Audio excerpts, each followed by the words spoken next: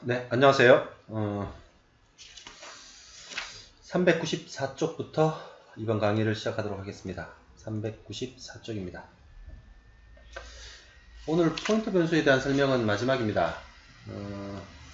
설명은 마지막이지만 향후에 계속 포인트 변수를 쓰게 될 예정입니다.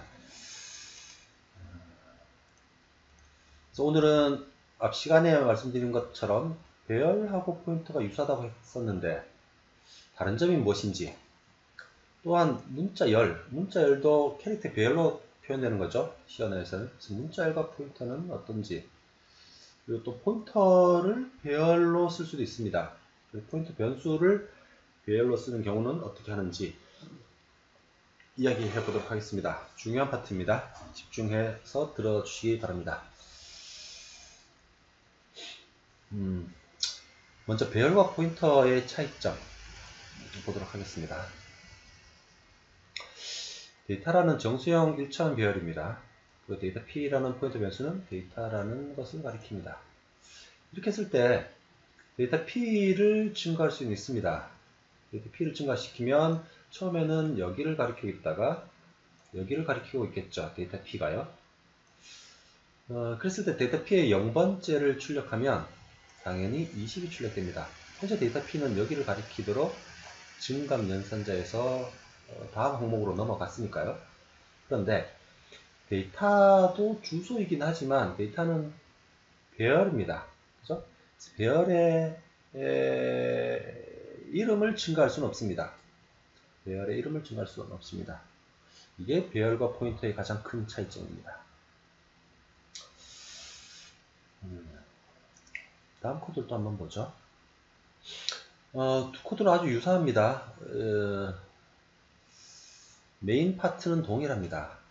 그렇죠? 동일합니다.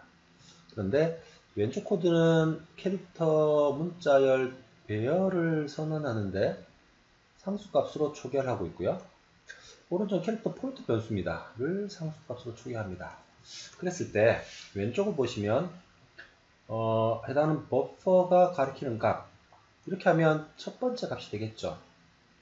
를 별표로 대입을 할 수 있습니다. 이거는 배열의 항목을 변경시키는 연산과 동일하죠. 그런데 오른쪽에는 동일한 코드인데 현재 버퍼가 여기니까 여기 값을 바꾸려고 하는데 이때 컴파일 타임에 런타임에 에러가 납니다. 런타임에 에러가 납니다. 왜 그렇죠? 실제 배열을 선언하면 이 배열 변수의 이 상수값이 카피 되는 겁니다. 그래서 이 배열을 값을 바꿀 수 있죠. 상수값이 변경되는 게 아닙니다. 근데 이 예제는 A, B, C, D, E, F, G라는 문자열이 상수로 있고 그 상수를 버퍼라는 것이 가리키게 되는 겁니다. 그래서 오른쪽은 상수값을 바꾸려고 하는 겁니다. 이도 좀 이해되시나요? 중요한 점입니다. 네, 중요한 사항입니다. 비슷한 예를 한번 보죠. 데이터는 1차 배열입니다. 앞에서 보셨던 것처럼 배열을 초기화하고 있고요. P는 캐릭터 포인트 변수고요. P가 데이터를 가리킵니다. P 현재 데이터 여기를 가리키고 있겠죠. 이랬을 때 P를 출력하면 P를 %S로 출력하면 해당 문자열이 출력됩니다. 또는 데이터를 %S로 출력해도 해당 문자열이 출력이 됩니다. 근데 여기서요, 데이터 0번째를 변경할 수 있습니다. 당연히 이렇게 하면 앞에 대문자 H가 별표로 바뀌겠죠. 이랬을 때 데이터 P가 가리킨 곳의 값을 바꿀 수도 있습니다. 이렇게 하면 앞에 별표가 다시 더하기 기호로 바뀌겠죠. 별 문제가 없습니다. 예, 이 경우에는 별 문제가 없습니다. 그런데 계속 한번 보죠. 데이터가 캐릭터 배열이고요. 이제 P라는 캐릭터 포인트 변수가 데이터를 가리킵니다. 이때 사이즈 오브 예전에 기억나십니까? 데이터라는 배열의 사이즈를 리턴하는 연산자입니다. 그랬을 때 각각의 P 더하기 I가 가리키는 놈을 출력하면 해당 문자열의 문자를 하나하나씩 %C로 출력할 수 있습니다. 출력할 수 있습니다. 그런데 말입니다.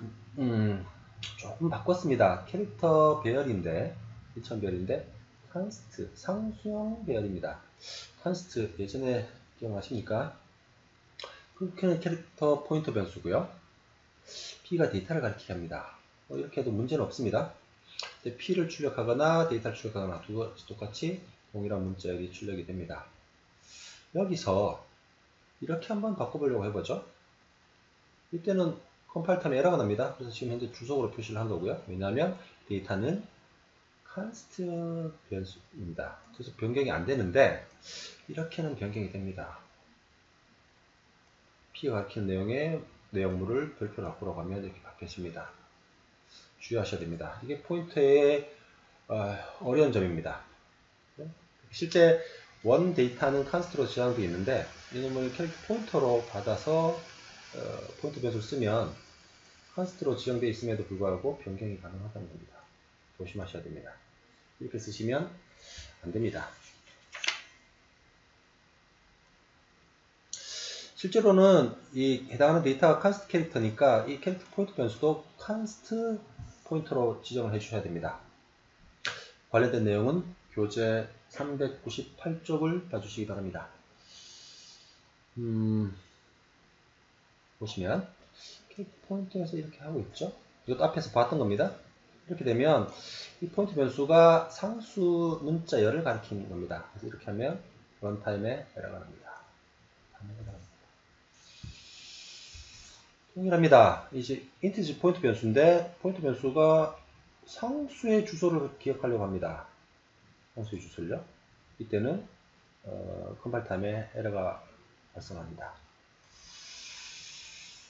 그래서 앱에서 주소 기호는 뒤에 상수가 올 수 없습니다. 변수가 와야지 해당 변수의 주소 값을 나타낼 테니까요. 예, 그 다음에는 오늘의 마지막 주제입니다. 포인터 배열입니다. 여기서부터 많은 분들이 힘들어합니다. 이걸 한번 읽어보죠. 이거는 클래스라는 이름으로 3칸짜리 배열을 만드는데 그 배열의 각각의 항목이 캐릭터 포인터라는 겁니다. 이해되시나요? 배열인데 배열의 각 항목이 캐릭터 포인터. 그러니까 3칸짜리 배열인데 주소를 담는 배열이라는 겁니다. 그래서 예를 들면 클래스 0은 첫 번째 문자열을, 1은 두 번째 문자열을 가리키는 포인터 변수입니다. 그래서 캐릭터 0이라는 자체가 주소값을 가리키게 되는 겁니다. 예제를 통해서 마지막 설명을 드리겠습니다. 아까 보셨던 코드입니다. 이렇게 하면 클래스 0 또는 클래스 1, 클래스 2가 다 문자열을 가리키는 포인트 변수여서 %s로 출력할 수 있습니다. 이런 문자열 포인트 배열은 아주 많이 씁니다. 보시는 것처럼 예를 들면 성적을 내는 경우에 학생들의 이름이나